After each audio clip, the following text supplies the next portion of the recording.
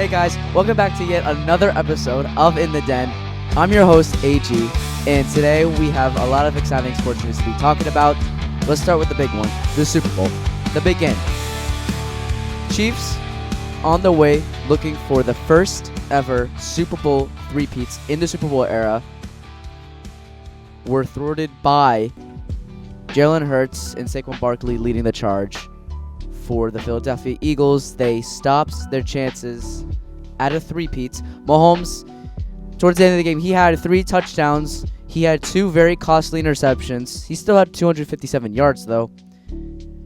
And the Super Bowl MVP in Jalen Hurts had 221 yards, 2 touchdowns, 1 interception.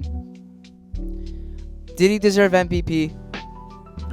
Me personally, I think he did a pretty good job. He had a lot of good plays. I could have gave it to like AJ Brown. He had like 2. I'm pretty sure he had like 2 touchdowns or something like that. I think he really brought Philadelphia into the game, from the start to finish.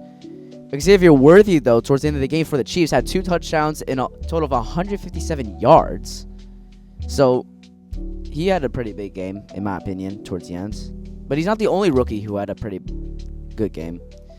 Cooper DeJean had a very costly interception from the Chiefs and scored a touchdown. It was the first time in Super Bowl history that a rookie scored on his birthday a touchdown. He turned 22 yesterday, so happy birthday to him, I guess. And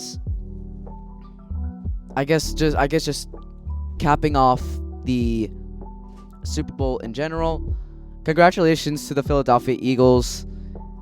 They're favorites to win next year as well. I'm pretty sure they're like top 3 favorites. Chiefs and Ravens. It's like Chiefs, Ravens, and then Eagles. I think Eagles don't have a lot of missing parts right now at the moment, unless they want to re-sign. Unless they want to sign somebody else. I can see him trading for Myles Garrett, because after he requested a trade from Cleveland earlier this week, that would be a heck of a trade for Philadelphia. It'd be a pretty good trade. It would be a good trade for anybody. It would be a great move for any team that's able to get him, or anybody else on the free agent market. But again, congratulations to the Philadelphia Eagles on their Super Bowl win. Congratulations to Saquon, too. Even though he didn't even have the biggest game, he still ran for over 150 yards, I'm pretty sure.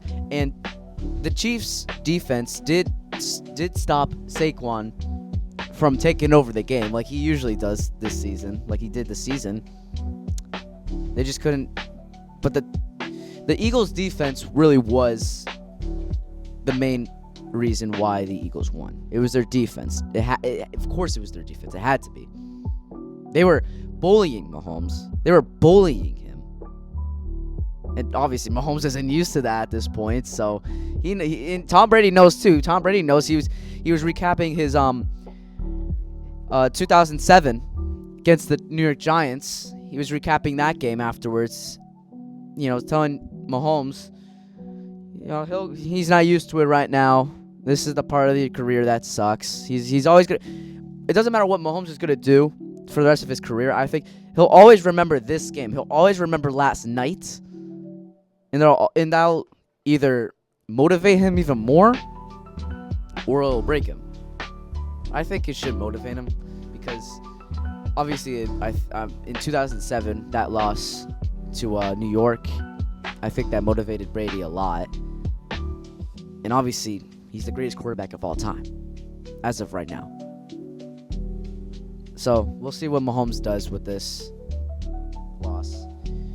Until next year, guys. But, moving into the NBA, Giannis is out of the All-Star game. He's going to be out for the next 2 to 3 weeks with a calf strain. And Adam Silver has picked his replacement already. Trae Young. Yes, Trae Young. After all the backlash and after all the complaining that Trae has done the past few seasons, especially this season as well, calling it rigged and such like that.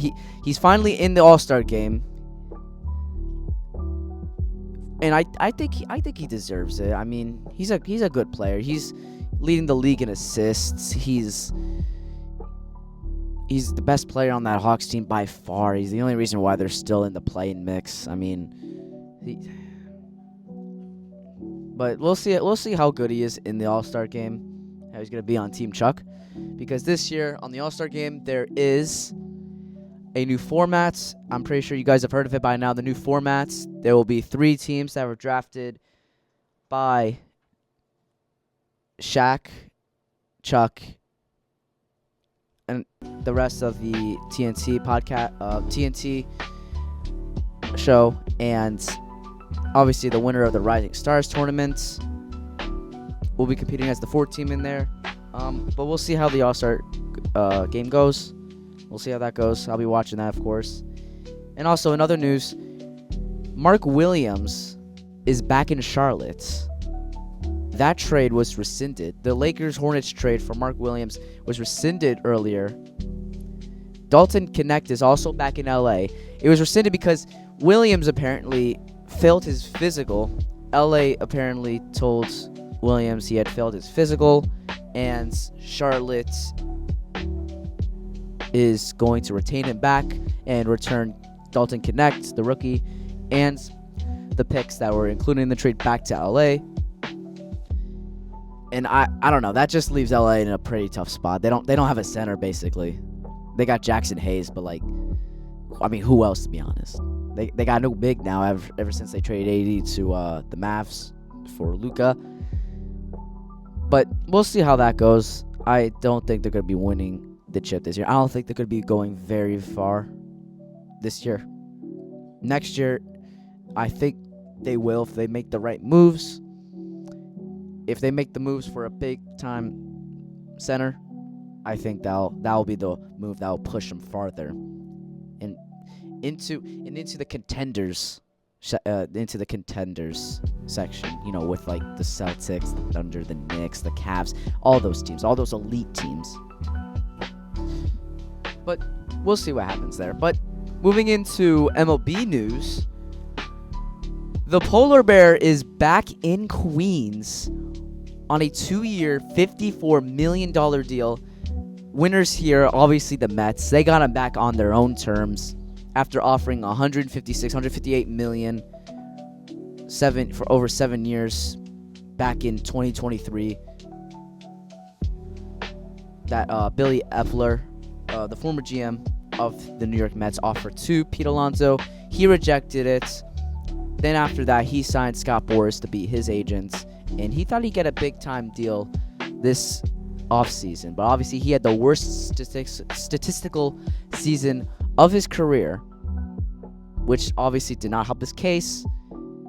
And after months and months of this in the making, he's finally back in Queens, in Citi Field, playing home games. Now, the only big-time free agent that is still available is Alex Bregman. There's rumors with the Cubs, the Red Sox, Astros. I've seen especially trying to resign him. The Astros. I'm not sure if that's realistic at this point, because they probably would have already at this point if they really wanted to re-sign him. I think it's only the Cubs and the Red Sox that are still after him. I think at the end of the day, I think the Cubs are going to get him to replace Alex Paredes, who they sent to Houston for Kyle Tucker. And I think if they sign Alex Bregman, I think Bregman and Tucker will lead the Cubs to win the National League Central Division. That's a bold claim I have after they've only won 83 games the past 2 years. But I think they will win it this year, and I think they'll go far in the playoffs as well. I think they'll go very far. Now, we'll see where Alex Bregman lands. Let's see what the deal is. Spring training, though, has started for all 30 MLB teams. 2025 season is almost underway. just a few more weeks till then, and we'll see what we have in store for the 2025 MLB season.